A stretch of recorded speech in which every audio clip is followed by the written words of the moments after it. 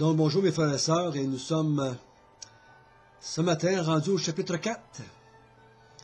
Et nous allons s'approcher de ce chapitre-là avec la même pensée que le restant du livre.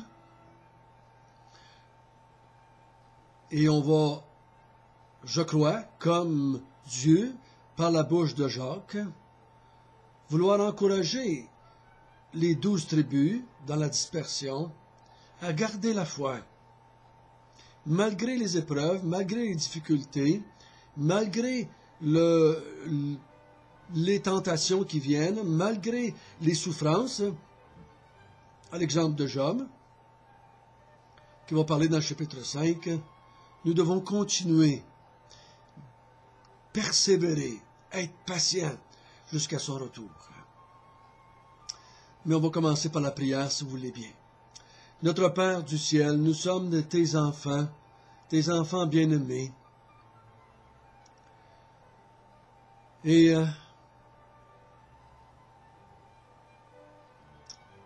nous passons par toutes sortes de hauts et de bas dans nos vies, mais tu as promis à ceux qui t'appartiennent que tu vas les amener jusqu'à la fin. Tu nous encourages à la persévérance, mais nous reconnaissons que la persévérance vient de toi. Nous comprenons mieux que la persévérance est un don, comme la foi est un don. Tu crées en nous la persévérance, afin qu'on puisse persévérer jusqu'à la fin. Conduis-nous ce matin dans ce chapitre 4, car nous voulons mieux comprendre comment tu fonctionnes, comment tu penses.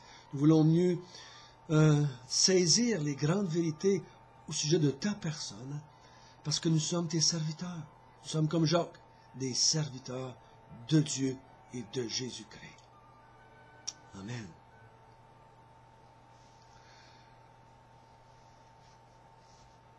Si nous essayons d'appliquer l'épître de Jacques, ou d'enseigner, ou si nous lisons personnellement l'épître de Jacques en espérant ou en voulant améliorer notre vie chrétienne, en devenant des meilleurs chrétiens, vous allez avoir un fardeau à la fin de l'épître de Jacques. Vous allez vous sentir comme un peu écrasé par ce que Jacques dit. Vous allez voir que j'ai de la misère à avoir de la patience, j'ai de la misère avec ma langue, j'ai de la misère à ne pas faire de favoritisme. J'ai de la misère à ne pas parler en mal, j'ai de la misère avec les richesses, j'ai de la misère avec la prière, vous allez vous écraser. Mais si vous regardez l'épître de Jacques, en fonction de dire, Jacques est en train de vouloir encourager le chrétien à persévérer dans l'épreuve. Au lieu de vous écraser, ça va vous réjouir en tant que chrétien en le lisant. Vous allez dire, ça fait, pour moi, personnellement, ça va faire 35 ans cette année. Et j'ai persévéré, par la grâce de Dieu, dans les épreuves. Je vais recevoir la couronne de vie. Ça m'encourage. Ça me décourage pas, ça m'encourage. J'ai une foi que des œuvres. Donc ça m'encourage. J'ai un amour pour Dieu et pour le peuple de Dieu. J'ai investi ma vie. Ça fait 35 ans que j'ai investi. Mon temps, des argents, de mes talents, de mes dons. J'aime l'Église du Seigneur. Donc ça m'encourage de comprendre que je suis dans la foi. Je suis dans la foi.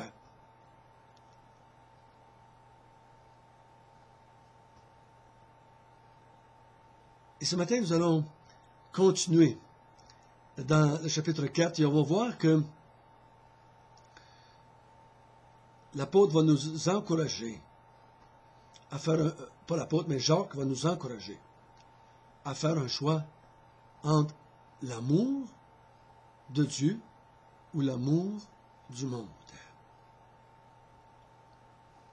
Lisons chapitre 4, verset 1. D'où viennent les luttes? Et d'où viennent les querelles parmi vous? N'est-ce pas de vos passions qui combattent dans vos membres?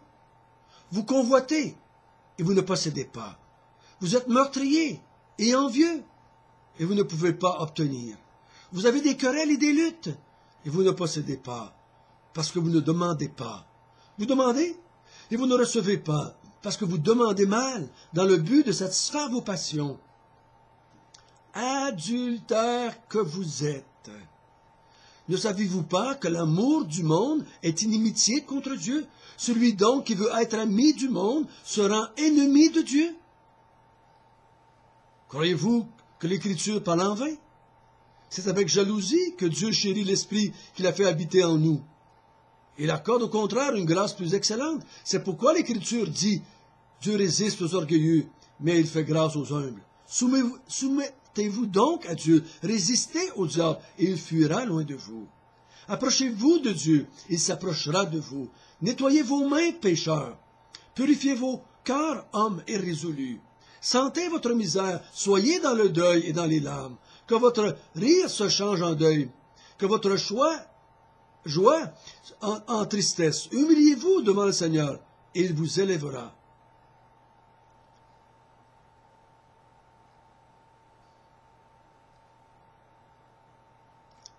Jacques qui veut aider les frères ici, encore une fois, ou les gens qui sont dans ce groupe-là qui reçoivent la lettre, parmi les 12 tribus de la dispersion.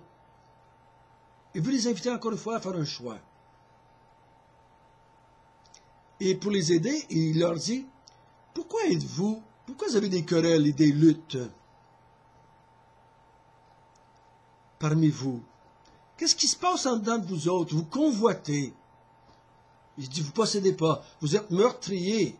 Je me suis dit, mais y a-t-il des gens qui sont en train de se tuer entre eux autres? Vous êtes envieux.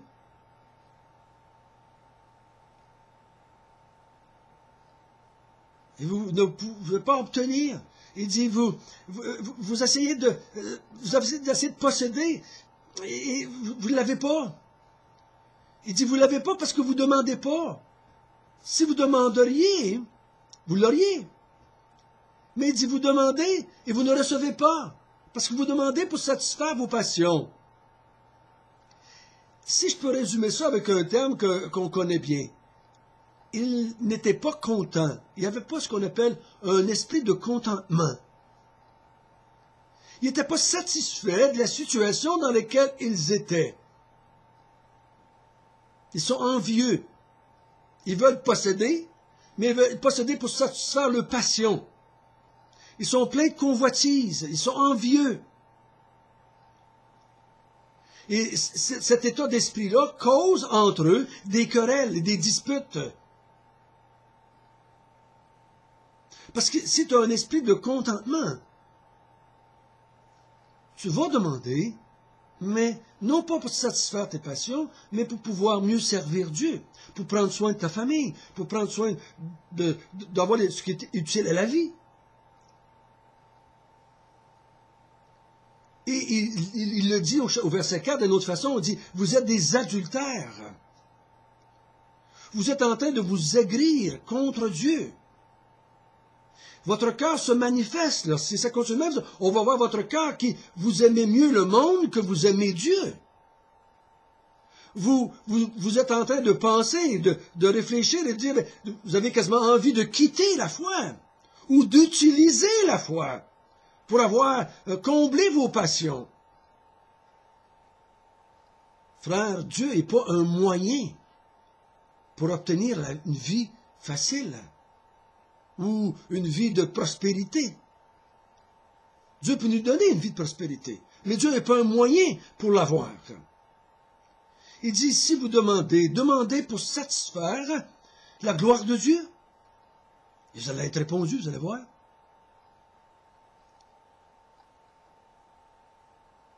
Il dit, si vous aimez plus le monde que Dieu, vous êtes devenus des ennemis de Dieu.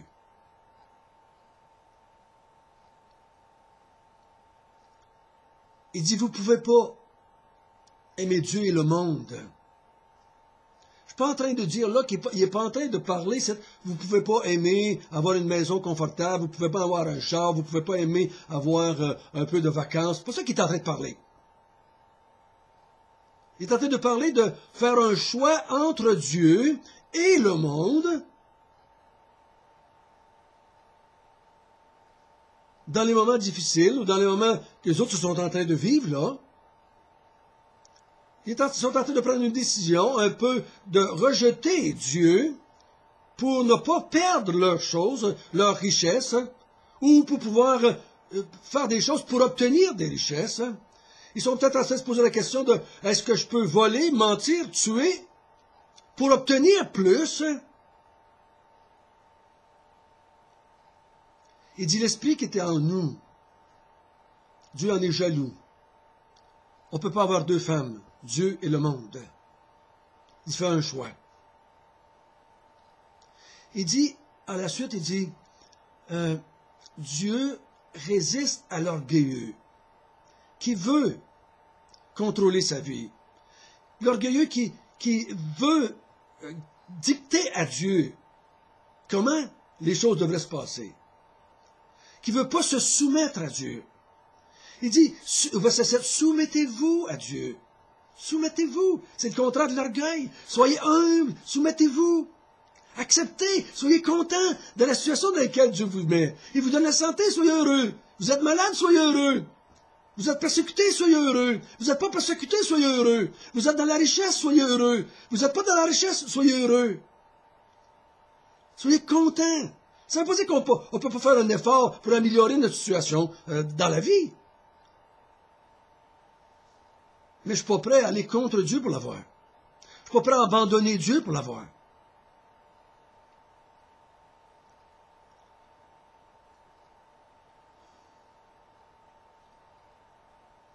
Ça m'arrive, ça m'est arrivé, puis ça va m'arriver probablement encore. Qu'à un moment donné, il y a des moments dans ma vie qu'il y a des convoitises tellement fortes que la question vient. Es-tu prêt à abandonner Dieu pour l'avoir? Es-tu prêt à aller loin de Dieu pour l'avoir?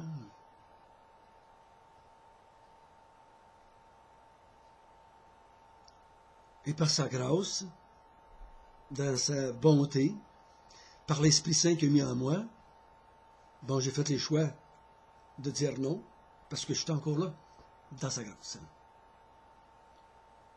Puis là, il dit au verset 9, 8, « Approchez-vous de Dieu, et il s'approchera de vous. Nettoyez vos mains, pécheurs.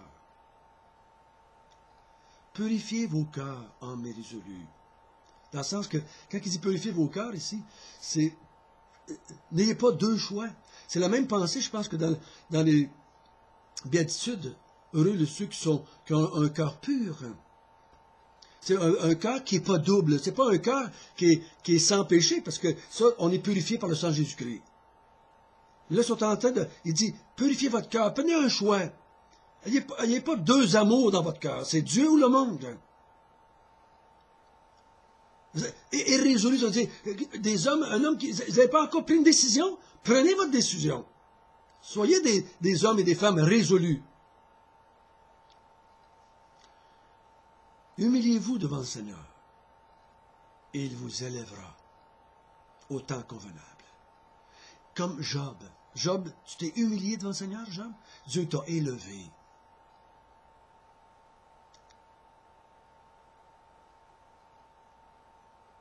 Frères et sœurs, si on aurait un esprit de contentement de ce que Dieu nous a donné, spirituellement,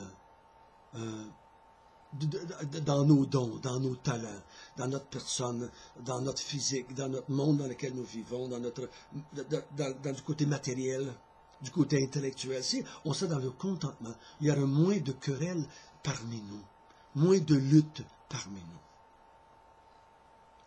Mais on est des envieux, de la querelle, des colères, des disputes, quand ça arrive.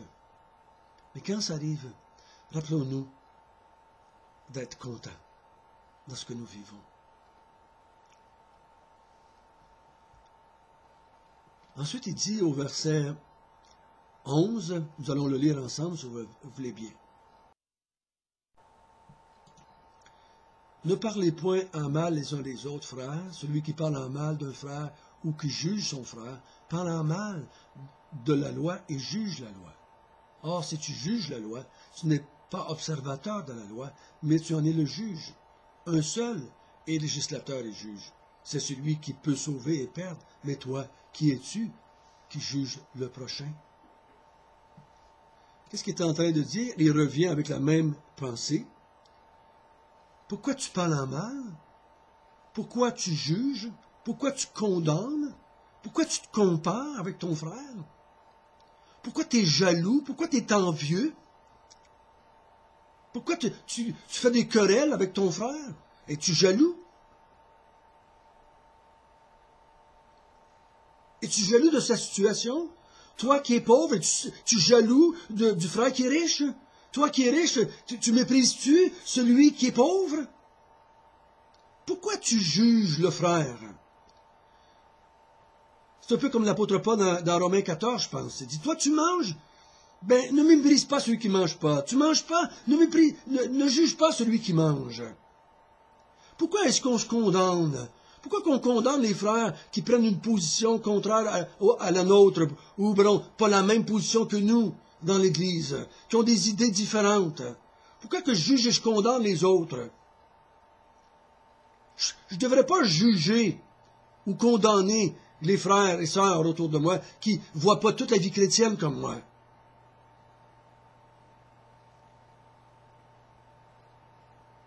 Même dans le côté de la façon de croire ou d'interpréter certains textes des Écritures, on ne devrait pas juger, on devrait plutôt dire, ben, jusqu'à date, c'est ce que je vois, c'est comme ça que je le comprends, c'est comme ça que je le vis.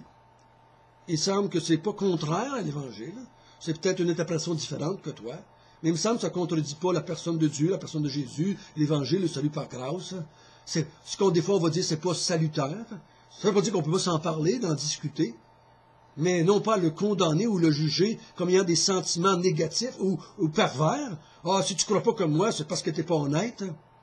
Je me souviens, une fois, ma fille était venue me voir en pleurant, parce que quelqu'un avait dit, si ton père serait honnête dans son interprétation, il ne dira pas ça de la Bible. Oui, il jugeait. Il mettait des sentiments malhonnêtes en moi, au lieu de dire, mais ton père a une position différente. Je reconnais qu'il a fait ses démarches, il a étudié, il a pensé, il a réfléchi, il a médité, il a prié lui aussi. Il arrive à une conclusion différente. Correct. Il y a déjà quelqu'un qui m'a traité d'hérétique parce que je n'avais pas la même position eschatologique que lui. Est-ce que je suis un hérétique pour ça? Ben non. Laisse Dieu juger. Laisse Dieu juger les frères, les gens dans l'Église. Laisse Dieu juger ceux qui sortent de l'Église, qui s'en vont dans d'autres églises. Nous, on peut juger quand quelqu'un est dans le péché. On peut aller le voir, le frère, la sœur, et on peut les reprendre 1, 2, 3 et dire tu dois quitter l'Église. Mais ce n'est pas à nous de juger dans le sens de condamner ou de sauver. C'est Dieu qui condamne et qui sauve. Laisse Dieu faire ça.